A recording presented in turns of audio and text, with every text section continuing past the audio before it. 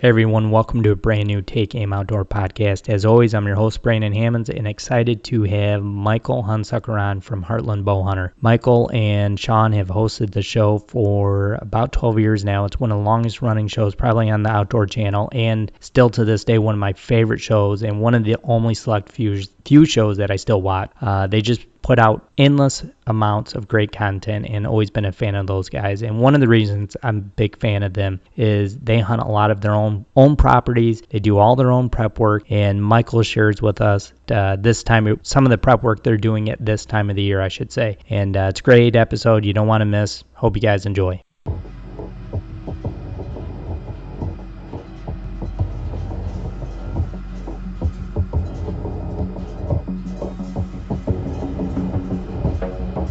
All right, guys, we're live, brand new Take Aim podcast. Excited to get a new show out.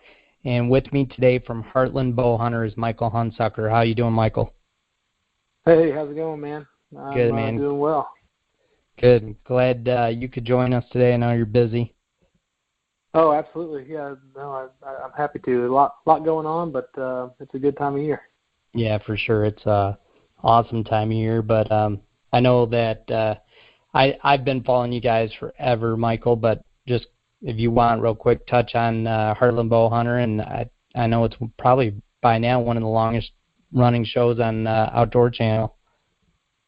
Yeah, man. We've been doing it for a long time. It's kind of hard to believe our new season that'll be premiering coming up here in July is our 12th season. So we've been, we're starting to film now for our 13th year. So been doing it a long time, and ever since Sean and I were in college when we first got started, and we actually got started filming before that, even just in high school for fun and stuff. So it's crazy, come a long ways, and the industry's changed a lot over the years, but it's a really cool industry to be a part of, and I wouldn't change anything for the world. We love what we do. No, exactly. I know that. I've just heard some of the background from you guys, and I know that. You guys got actually in the industry doing camera arms, and then it turned into the TV show, which is remarkable. And like you just said, here you are 12 years later with still, in my opinion, the best, one of my favorite, if not the best, bow hunting show out. And I always appreciate what you guys do, and I'm always looking for more and more content from you guys. And just, honestly, I've always enjoyed it and watch you guys kind of grow and progress with the show, and I think you guys have just always done a remarkable job. Well, awesome. Yeah, thank you very much. We appreciate it. That's one of the main things we do, or why we do what we do, is just because of all the positive feedback that we get, and the stories that we hear of people that maybe weren't hunters before that got turned on to hunting because of our show. That type of stuff is just fuel to our fire. Yeah, for sure. I know we're going to talk in a moment about some off-season kind of prep work and what you guys do, but I just wanted to ask you real quick. I know that you have posted on your Instagram, I don't know when it was, a little bit ago, but about your grizzly hunt that was 2 years ago, and I know that obviously we're going to talk about deer today, but I just wanted to kind of touch on that for 1 second, just because I think even as much as you love deer and I love deer, and that's why we're talking today, it's always in the back of my mind what one of those hunts is like, because we're deer hunters and love big deer, but we also have that itch as a bow hunter to go do these adventure hunts. And how was that for you? How did you enjoy the whole experience? Yeah, absolutely. That's it was an incredible experience and awesome hunt. And you touched on it perfectly. I mean, I learned, cut my teeth, in the Midwest whitetail hunting, and if I had to choose one thing to hunt the rest of my life, it'd probably be whitetails. But when it comes to just exploring new areas, new places, doing hunts that you haven't experienced before, there's a lot of excitement, a lot to be said for that. And so with the brown bear hunt, it was kind of one that was always kind of a bucket list hunt for me, because the guy who we hunted with actually was a high school friend of mine. And so we went to high school together, grew up together. He moved up to Kodiak after high school and started guiding. And so naturally we kept in touch, and he had shared, photos and stories and all the successes that he's had up there, guiding brown bear hunts, and he had done quite a few with the bow. And and being that that's primarily what we do, it was kind of a natural fit, and the opportunity kind of came up, and it was actually, we kind of talked about it, and we're thinking, down the road more, but he had somebody back out of a hunt that couldn't come, and so it ended up bumping mine up, and it was definitely a trip of a lifetime. It's definitely just a completely different hunt and experience, and a lot different than whitetail for sure. Yeah, I'm sure it is. I'm sure it's I don't know. I mean, 100% different, obviously, but I would assume you guys just spent so much time just kind of behind glass and trying to figure out which ones are big male boar bears, and doing it over and over, and probably a couple failed spot and stalks. Yeah. Oh yeah. Yeah. It's just it's much more of a patient. It's a slow hunt. More of a patience game, and whitetail hunting, is pretty slow. Also, it's a game of patience as well. But with whitetail hunting, you're going to sit, 4 or 5 hours at a time, or maybe even all day here and there. But like with this one, we're out there, and we're hunting all day long, every day until we get a bear. And it took me 12 days to get mine, so you can imagine a lot of time in the field. Yeah, that is for sure. I know that since you're successful, if my memory recalls right, now do you have to? Isn't there a time period you have to wait now if you want to reapply? Yeah, if you're successful, I believe you have to wait 3 or 4 years. I can't remember exactly, but yeah, if you're successful, you have to wait 3 or 4 years. If you're unsuccessful, I think you can hunt. You can hunt the following year, I believe. Oh, okay. Well, you're almost ready to reapply then, almost within a year or two.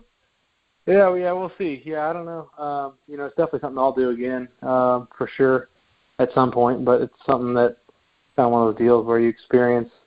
It's just a crazy experience. So it's something that you're not going to do every year. It's kind of a out of the box hunt, but it's definitely worthwhile. And Cole, my buddy that we did the hunt with, he's just awesome to hunt with when it comes to archery. He actually last year guided the #1 brown bear world record with a bow. So holy cow, did he really? They just confirmed that. Yeah, they just confirmed that. So yeah, the thing that's kind of cool about Cole and unique about Cole is he does, he kind of specializes in the archery hunts. Of course, he does gun hunts too, but when it comes down to it, if you're guiding a hunt that tags any weapon, and you're an outfitter or a guide, you're wanting to get guys in there, have them kill their bear on the 3rd or 4th day and be done, and not spend 12, 15 days trying to get one with a bow. And so it's a lot more challenging with a bow. And so a lot of guys, I think, kind of steer clear of it. I've actually had friends of mine just who are talking about wanting to do a brown bear hunt and talking to folks about the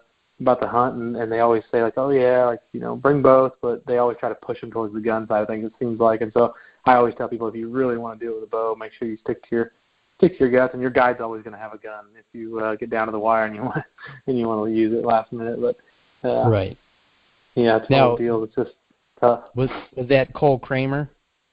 Yep. You're with? Yeah. Okay. Well, that's pretty cool. I know. For those that don't know, Cole's got a pretty cool Instagram page where he shares a lot of that stuff, and yeah, he's a heck of an outfitter, it seems like. So that was probably a neat experience, and pretty cool that you already knew him. Yeah, absolutely. Yeah, we both kind of gravitated towards the hunting industry after high school, and we were early in our careers and just grinding and didn't have a lot of time, spare time to kind of hunt together. And we talked about it. And Sean and I actually went up there and hunted with him 5 or 6 years ago, and did a blacktail hunt with him. And it was after his season was over. So he was like kind of exploring, checking out a new area, and we were kind of just tagging along with him. And it was kind of one of those deals where we both had some downtime. We made it work, and so we hadn't hunted together much, prior to then, since he moved up there. And then we did that hunt, and then did the bear hunt, and then Sean and I actually both drew mountain goat tags for Kodiak for this fall. So we'll be back there in September. Oh, how cool! Now the blacktail hunt, did you guys do that on like Kodiak Island, or was that on Sitka, or? No, the blacktail was on Kodiak too. Yep.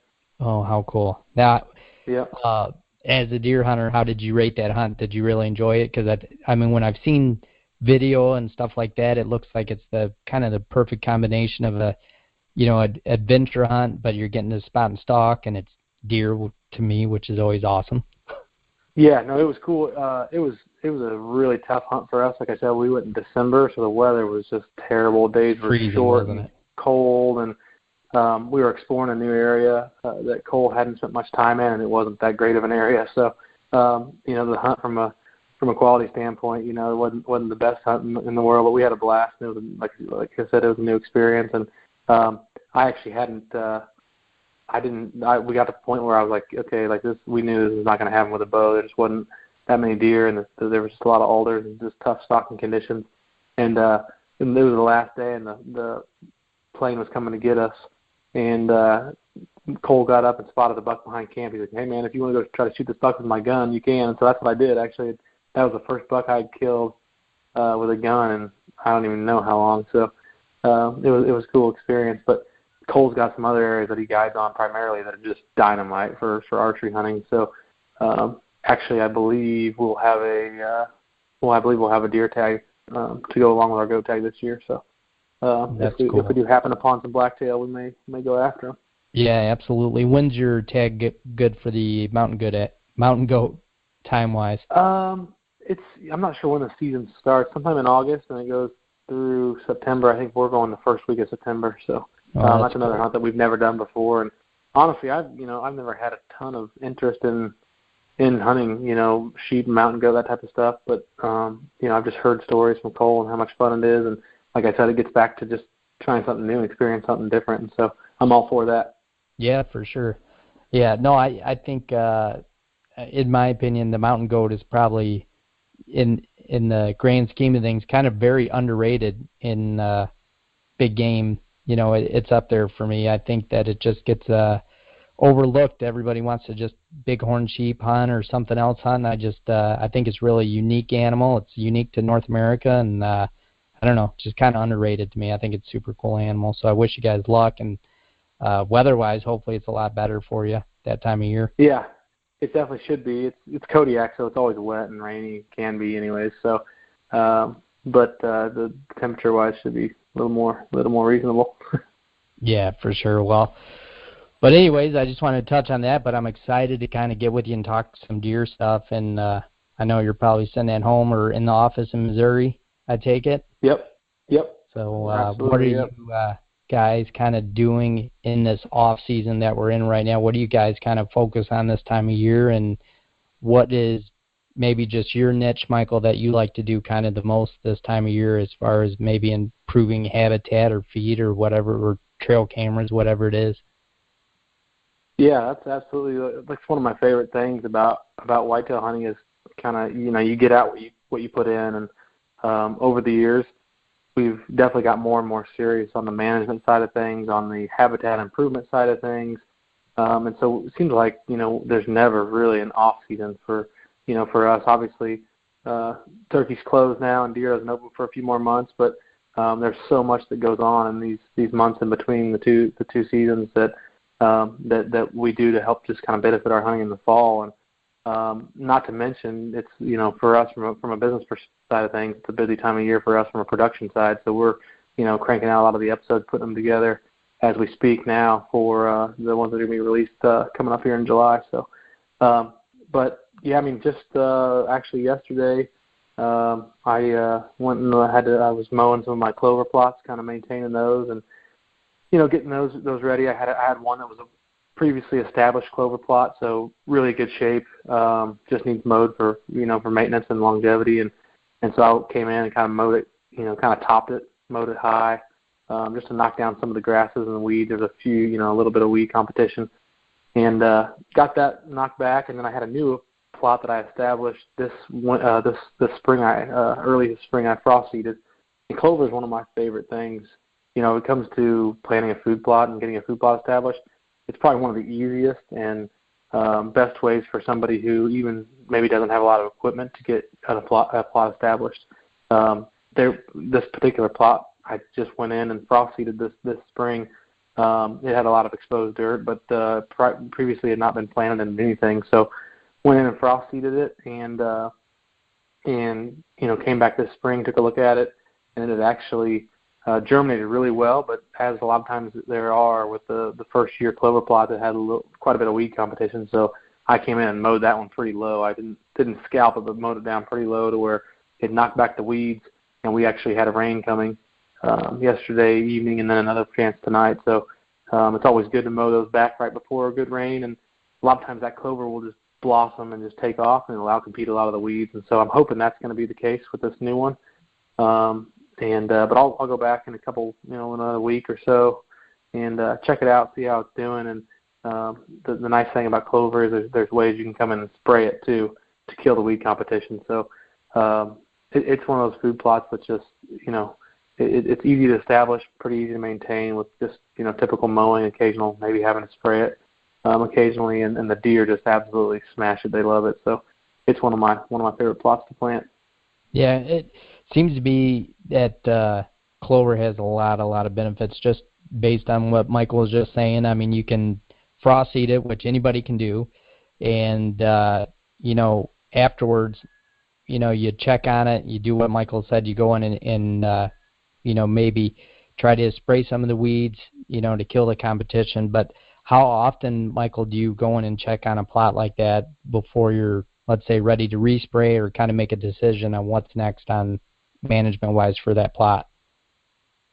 I usually give it a couple weeks usually to let it rebound and see. And, depending on what the weed competition looks like, there's always, different types of weeds. And so certain types will be more prevalent in the spring and certain types maybe more in the fall, and certain types that, really prosper during hot and dry months. So, I like to keep an eye on it and see. And there's a couple different, you could spray products that eliminate grasses specifically, and you can spray other products that eliminate broadleafs. And so it's pretty amazing that where you can, you have all of these options to kill and eliminate these weed competitions without actually damaging the clover plot itself. So. Yeah, it is amazing. How often, once you got it kind of what I would call weeded out, Michael, how often do you go in just to trim it to keep it healthy, like off-season wise? If I know you guys get to kind of manage that stuff really strict, but I mean, in ideal world, exactly how you want to do it, how often do you do it? I'd say probably once a month or so. Usually in the spring the clover will kind of head out and seed out, and it's kind of good, I think, to come in and mow it then because it just, broadcasts some of that seed and kind of helps regerminate some of the plants. But I'd say once a month is probably, typical how often we mow ours. So it doesn't, like I said, doesn't require a lot of maintenance. And the nice thing is a lot of people, you could do it with your lawn tractor if you need to, just raise the deck all the way up and run it over. So yeah, actually sometimes I prefer, some of the plots to get a good, nice, good even mowing. It's nice to have you could do it with a zero turn or a riding lawnmower pretty easily. Yeah, that's a great idea actually, and it's a lot easier to get in than a big old tractor, obviously. Which that's a really smart idea, which is pretty nice. When you guys kind of go to set up a property, Michael, or look at a property this time of year, let's say it's a new one or one that you guys kind of want to transition, what do you look at first? Is it just kind of based on where you want to put food, or is it like maybe doing a select cut of timber to get in a plot, or what do you guys look for first during this time of year? It depends on the property. A lot of times, it depends on what food's available, where the cover is. There's a lot of variables that go into it. But what I like to do is look and see what food is available. And, what based on what food is available, kind of make a decision on what kind of food you want to maybe add to that. And so, like I said, the clover may be a good option, option to plant some brassicas or some turnips. A lot of times we plant a lot of corn and soybeans too. So there's, it's good to have greens, good to have grains. It's really nice just to have a variety is the main key. I mean, deer prefer a different food source, all throughout the year, different depending on, what time of year it is. They may prefer something different. So the clover may be really attractive in the September, October months, but you get into, November, December, they're going to prefer, cold weather. They're going to prefer the grains and other types of food sources. So it really is a per property basis. But it's one of the things is you can never have enough variety to where, give the deer options. I feel like that's always the best bet. Yeah, for sure. Now, like historically speaking, Michael, I'm sure you guys have had properties you've had for, let's say, several years, let's say 5 to 10 plus years, and you probably have new ones that kind of come and go every year.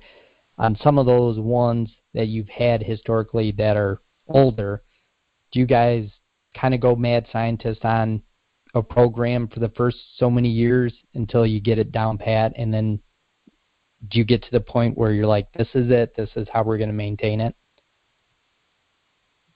Yeah, definitely. We definitely get it to where, a lot of times we'll improve it to where the best we can and kind of, change things and figure out what the best formula is and what works the best for us. And then once we kind of have that dialed in, we kind of just tweak as we need to. And a lot of times, it doesn't really matter much from year to year, but sometimes it does depending on, what kind of weather we get in the year. If we have a drought year and, like last year, man, our corn really didn't do very well. We had a really, really dry summer, and so didn't put on a lot of ears, and so our corn plots were just really, really minuscule. And same with the beans, the grains just didn't do that great. And so we definitely had a lot more focus on the other types of plots, the green food plots, to where the clovers, the brassicas, that type of stuff. So a lot of it does depend year to year. Yeah, for sure. I know it's hard to tell every year. I always kind of like to look at a property like, what has worked, what hasn't, so to speak, just like you guys. And what you said just is so key is you really don't know until like August hits, because, man, it can change on a dime if you get a drought or don't get a drought. And it's crazy. Last couple of summers, it's been really hard to kind of make a plan and stick to it, because August has really dried up a lot of those plots or a lot of the work you put in, and then you start to get nervous and you got to go make changes. And when you guys have to make last-minute changes like that, is there a go-to that you guys kind of do, like a clover, or maybe you just go right to turnips? Yeah, like in the fall, we plant a lot of turnips in the fall, a lot of brassica mixtures. And I'm trying to think, 2 years ago, we planted our fall plots like we normally do in late August, early September. And we had I think it was like late August, and we had a really dry year, and we did not get any germination hardly at all. So we actually came in and replanted some of those in like the second week of September, which is later than normal, later than you'd like to, but we wanted to do that just to make sure that we had some food. And it just, it never fails. It's always one way or the other. Right now we're dealing with extremely wet conditions, so we did get our corn in, fortunately, for the most part, but some of it did get a little too wet, and so we're having to replant some areas, and we still haven't even been able to plant our beans yet either. So, it's always something. It seems like, it's too dry, it's too wet. It's just hard. It's hard to get that perfect weather combination. So we just kind of do the best we can and try to time our plantings as best we can, and just kind of go from there. So we can only deal with so much that Mother Nature deals us. So we can only do so much with the cards we're dealt. No, it's true. You never know what she's going to pull on us. And I'm in Michigan, and up here it's been the same way, Michael. It is, we have to be approaching probably record number of rain for this part of the year so far.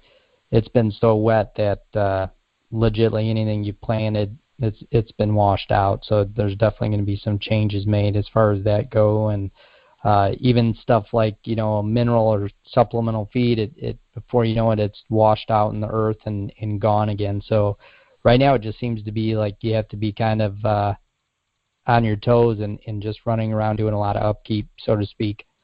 I don't know about you guys, but it's been extremely wet. I know you said you just got some rain, but it's been insanely wet here. I mean, just I think the week before last, in 48 hours, we had like 5.5 inches, which is just crazy. Yep. Same way for us. Same way. Just been brutal. So the clover and the grass and all that stuff is doing good, but yeah, it's just been hard to be. You just can't get in the field when it's that wet. We haven't had enough time to dry out. So. No, for sure. Now, when you guys get really serious, Michael, about like starting to run your cameras and all that good stuff, and you guys have kind of science behind how you guys run your trail cameras for the summer?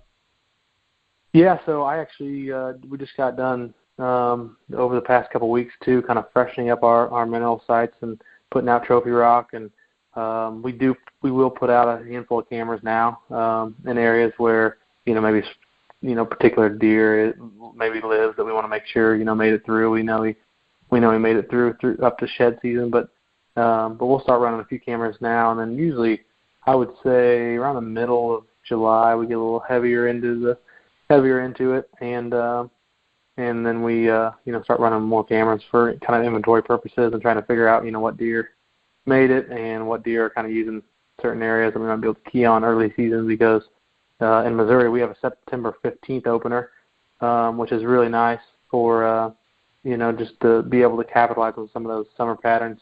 Some states even have even earlier seasons up to September 1st. A lot of them, Nebraska and North Dakota's got an early opener. Kentucky's got an early opener. So there's a lot of different states out there that allow early archery hunting, and it's one of my favorite. Actually, it is my favorite time to target a specific mature deer, just because they're patternable. They're not running around chasing a doe and rutting all over the place. So we start putting in minerals and monitoring that stuff right now, and all the way throughout the summer to try to make a game plan together for early season.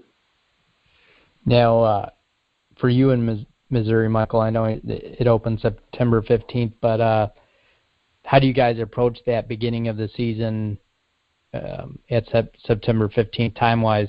Are you looking for, preseason scouting-wise, are you guys pretty much doing just cameras, or are you also glassing fields? And when it hits that opening day or the day after where the season's still fresh and it's real low pressure, are you guys mostly just hunting kind of like evening spots over food, or how do you guys adjust to that? Yeah, absolutely. We definitely utilize scouting to our advantage too, and glassing from vantage points.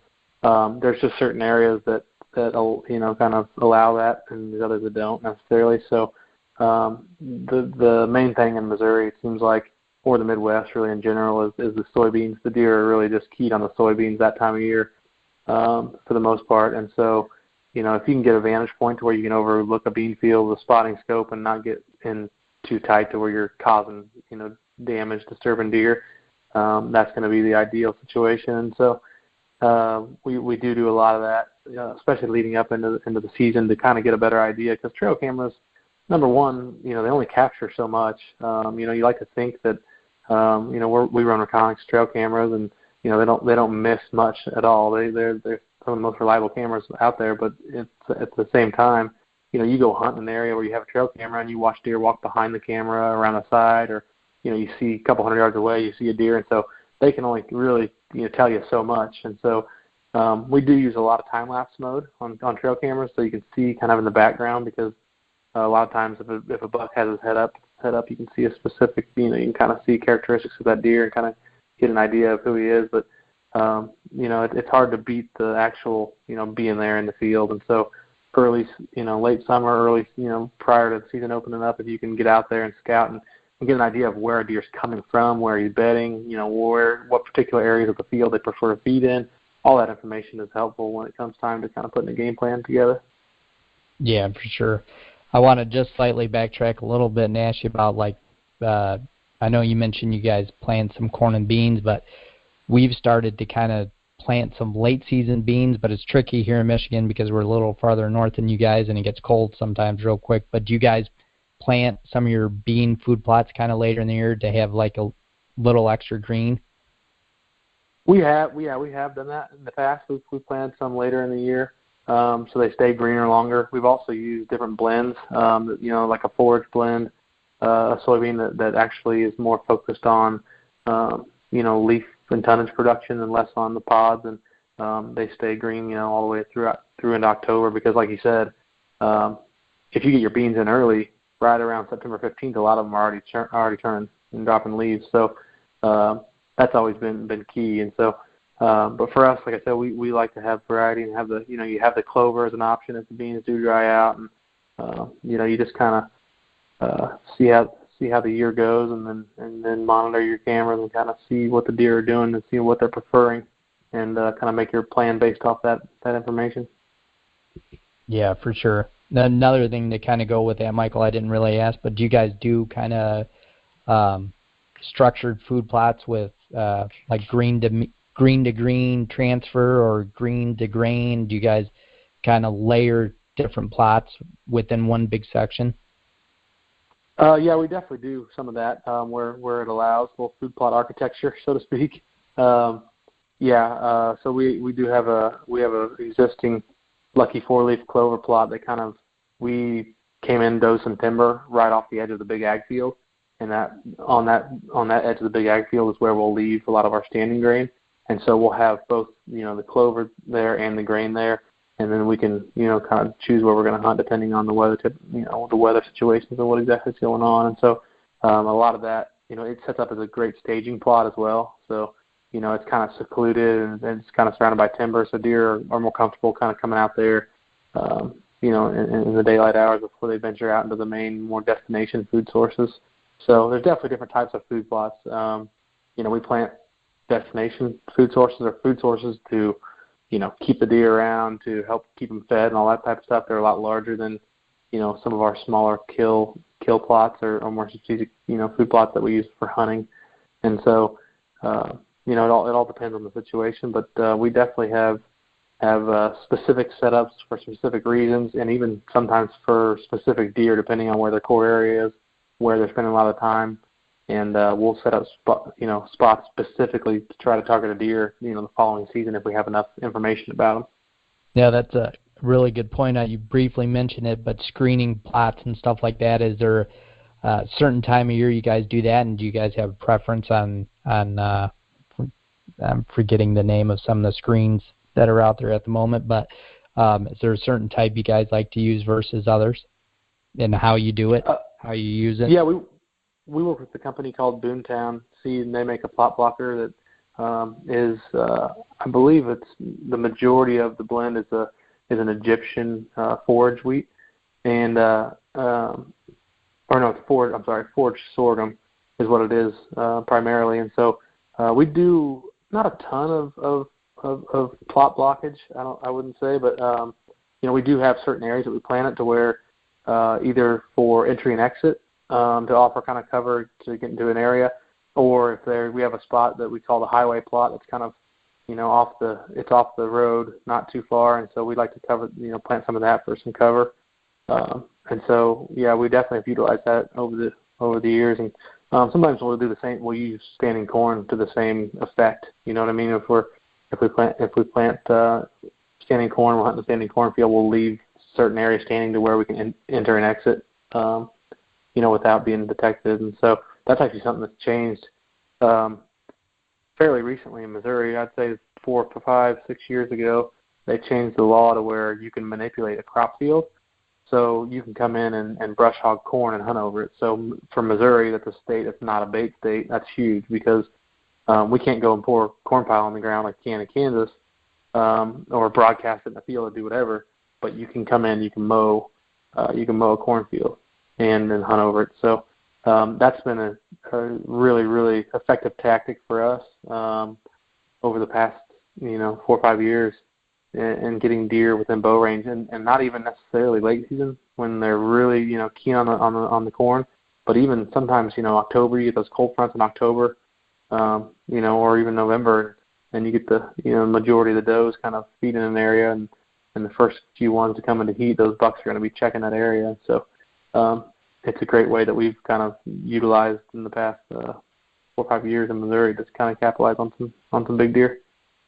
Yeah, no, I've always thought that was a great idea, and I was surprised that screening with corn, so to speak, wasn't a little more popular, because obviously it's extra food, and we already know that corn basically will do the same thing, and kind of, if need be, you can manipulate the rows and how you want them planted. So I always thought that was such a great idea to kind of use corn. It gives you a double whammy, so to speak, to do in that manner, which is really cool. And I didn't know, I guess I did know, but I didn't know the second part of that law that you guys have in Missouri about now you guys can brush over corn or brush hog it and over in the field and hunt over it, which is pretty good, pretty awesome. Yeah. Because they've recently changed the laws in Michigan. Same thing. They've now eliminated, kind of like you guys, it's back and forth every couple of years, but they've recently done that again. So but which is just a good point to always be caught up on your game laws. But yeah, that's pretty interesting for Missouri. I didn't know that. With as many states as we hunt, and as the laws changed over the year to year, it's like we gotta stay on top of that stuff pretty good. So, but yeah, the corn can work as a plot screen, plot blocker, and definitely can work. The sorghum, forage sorghum has is a lot denser, a lot more cover, and actually usually gets quite a bit taller. So it's definitely better. It doesn't break and fall apart as much as the corn does, later in the year. And so they each have their benefits. So it's just kind of a personal preference thing based on your setup and what you have going on. Yeah, absolutely. I know that there's 100 things we could talk about, from now until September, Michael, but I'd love to have you back on again later in this summer and kind of talk about, just catch up and see what else you guys are doing this summer. But just wanted to say thanks for your time today. And I know that you guys have kind of shifted a lot of content or adding a lot more content to the streaming side. So before we go, I just wanted to let you kind of touch on that to make sure all listeners can kind of find you on the streaming side of things down from YouTube and everywhere else you guys are on. Yeah, absolutely. Yeah, we try to. That's one way the industry and the world has changed a lot over the past years, and the way people are consuming content is constantly changing, and so we still we produce 13 originals for Outdoor Channel. So our new season 12, will be airing premiering the first week of July, and we'll have 13 original episodes that will air weekly during the third quarter of 2019, and so those 13 episodes will repeat in Q4. But then we also have a mini-series that we produce called Behind the Draw, which is basically, abbreviated episodes of Heartland Bowhunter, different content, completely different hunts. And they're typically, 6 to 12 minutes long. And we've been releasing those on YouTube as well as Amazon Prime Video. And we just wrapped up. We just released on Sunday our last episode of Full Strut, which is our digital turkey hunting mini-series. So those are both available through YouTube, Amazon Prime Video.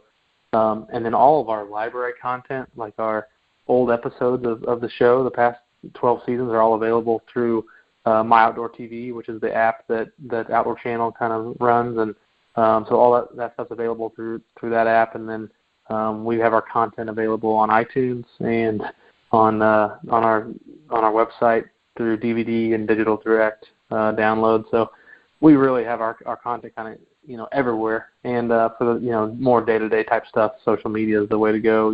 Facebook, Instagram, Twitter, we have updates coming out on a regular basis. So we're anywhere and everywhere we can be. And if there's somewhere that we're not, that people want to see us, then please reach out and let us know. But right now it's just the world of content is scattered, so we try to divide and conquer.